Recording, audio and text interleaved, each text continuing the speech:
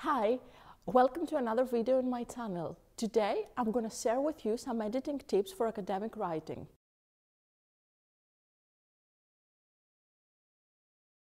So the last months I have been editing my PhD work, so I would like to share some tips that have been useful for me during this process.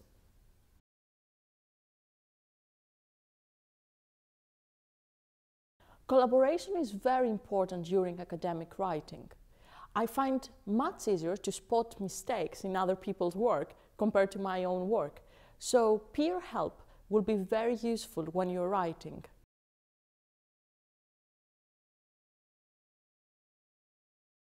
As part of the PhD process is to develop the ability to edit your own work.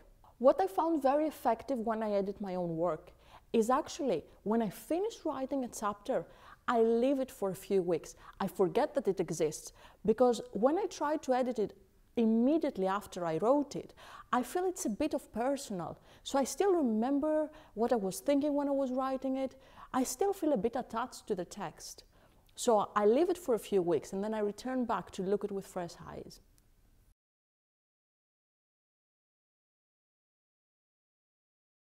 Print your own work. It is very helpful if you see the text printed.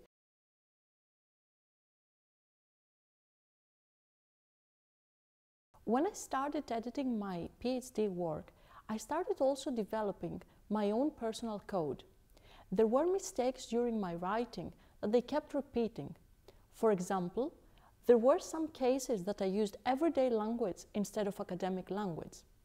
So I was circling that specific word and I was writing, use a better word. After a few times, I realized I can actually make that faster.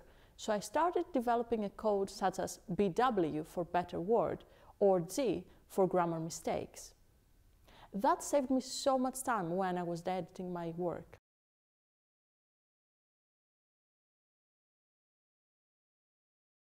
Whilst I was writing for my PhD or reading for my PhD, I had long sessions of writing or reading. When I started editing my work, I realized that requires paying attention to detail. So I had shorter sessions of editing with regular short breaks.